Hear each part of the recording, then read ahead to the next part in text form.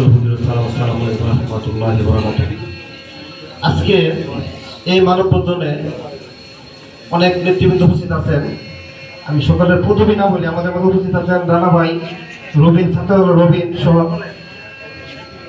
শফিকুল ইসলাম ভাই, রাসেল আমার ছোট ভাই, আমিনুল আমাদের অত্যন্ত স্নেহের অত্যন্ত মেধাবী এবং গাজীপুর ইউনিয়নের সিনিয়র সাধারণ সম্পাদক এনামুল মনি ভাই, আর সবচেয়ে গর্বের বিষয় আজকে আমাদের মাঝে উপস্থিত হয়েছেন এমন এক নেতা আরিফ সরকার, পিন্টু ভাই আছেন, মাজেদুল সহ অন্য নেতৃবৃন্দ। আমি একটু কথা বলি, আমাদের মাঝে এখানে উপস্থিত আছেন আরিফ সরকার ভাই। আরিফ সরকার ভাই এমন এক নেতা, উনি কিন্তু আওয়ামী লীগের আতঙ্ক, উনি আওয়ামী লীগের একজন আতঙ্ক। শুধু ওনার আতঙ্ক না, যখন নির্বাচন 28 তারিখে যখন ঢাকা প্রোগ্রাম ক্যান্সেল হলো, তখন আসার পর থেকে তারা বিভিন্ন ভাবে দেখছে কোন কোন নেতা এই আন্দোলন নির্বাচন ক্যান্সেল করতে পারে, এদেরকে টার্গেট করে অ্যারেস্ট করছে। যেমন আমাদের জনগণ ছিল আমিনুল সরকার, এখানে ছিল আরিফ সরকার। মামি সিংহ কে আটকাইতে পারে, মানে বিভিন্ন হাইওয়ে রাস্তাগুলো তার ক্যালকুলেশন করছে, ক্যালকুলেশন করে দেখছে যে কে কে এই রুটগুলো আটকাইতে পারে, কে আন্দোলন করতে পারে, তাদেরকে আগে অ্যারেস্ট করতে হবে। সেই কারণে মানে শেখ হাসিনার আতঙ্ক ছিল আরিফ সরকারকে, আরিফ সরকারকে অ্যারেস্ট করতেই হবে যে কোনো মূল্য হোক।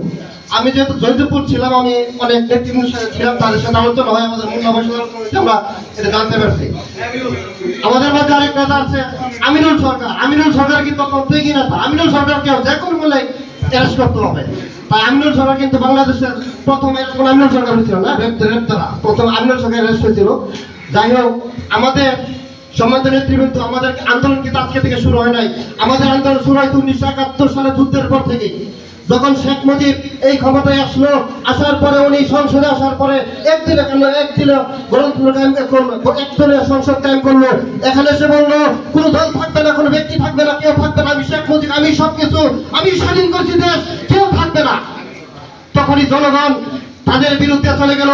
জনগণ ওনাকে হত্যা করার জন্য সর্বাধিক চেষ্টা করে। দেখেন কত নিষ্ঠুর শাসক ছিল সে, যাকে সপরিবারে হত্যা করেছে, কেউ কে রাখে নাই, শুধু রেখে গেছিল 2 বোন। সেই 2 বোনের কার্যকলাপ দেখেন। শেখ হাসিনা 2008 সালে যখন এই নির্বাচনে আসলো, তখনও বিনামূল্যে নির্বাচিত হয়েছিল। আসার পরে সে এই জনগণের উপর এমন ভাবে বসলো, সে কাউকে কিছু মনে করে না। সে বললো যে আমি সারা জীবন থাকবো, আমি কোথাও পদত্যাগ করবো না, আমি মৃত্যুর আগ পর্যন্ত থাকবো। আমার মৃত্যুর পরে আমার প্রতিবন্ধী ছেলে এই তথ্য বাবা সজীব হতে জয় থাকবে, এইভাবে সে শাসন করতে লাগলো।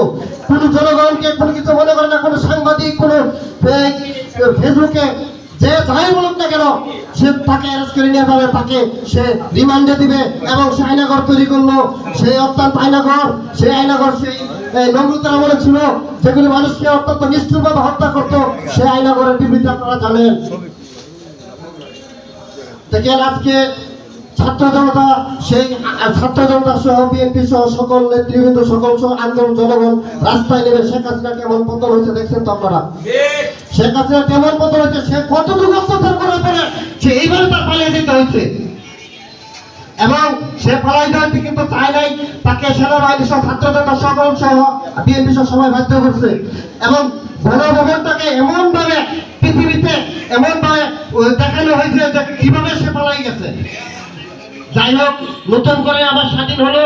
স্বাধীন হওয়ার পরে আজকে আমাদের মানববন্ধন করতে হচ্ছে, অত্যন্ত দুঃখজনক বিষয়। আজকে আমাদের পার্শ্ববর্তী থেকে আরিফ সরকারকে আসতে হয়েছে এখানে, কারণ আমরা পাই নাই, আপনাদের জন্য পাই নাই। আপনাদেরকে সাবধান করে দিচ্ছি, সিরাজ মেম্বারকে সাবধান করে দিচ্ছি, আপনার চেয়ে পরিষদে আসবেন না। আপনার বাধ্যতার সবাই চলে গেছে, আপনাকে কেন আসেন এখানে? আপনার কত বড় সাহস, আপনার বাধ্যতার সব চলে গেছে। আপনি খুঁজে দেখেন সাবেক বর্তমান 306 এমপি কোথায় আছে দেখেন তো। আপনার জেলার সভাপতি, আপনার থানার সভাপতি, আপনার উপজেলা পরিষদের চেয়ারম্যান সব কোথায় আছে দেখেন। আপনার ভাগ্য ভালো, ওই দিন আসছিলেন, জনগণ ইচ্ছা করলে আপনাকে ফিরে বলতে পারতো। আপনার অত্যন্ত ভাগ্য ভালো যে আপনার শাসন এখানে চলে গেছে। শুধু আপনাকে সাবধান করে দিতে চাই, আপনি সাহস করছেন ভালো, কিন্তু এরপরে সাহস করবেন না, পরিষদে আসবেন না। আমরা কিন্তু রাস্তায় নেমে গেছি, আমরা কিন্তু পরিষদে চলে আসছি, আর আপনি আসলে সাহস করবেন না। আমরা আশা করবো আপনি শীঘ্রই পদত্যাগ করবেন। পদত্যাগ না করলে দেশ ছেড়ে চলে যাবেন, অন্য শাসক আসবে, আসবে বা কেউ অন্য কেউ রাজত্ব করবে, আইন পরিষদ চালাবে। জনগণ ইরান পর্যন্ত চালাবে। সকলকে ধন্যবাদ। আসসালামু আলাইকুম রহমতুল্লাহ বরকাতুহ।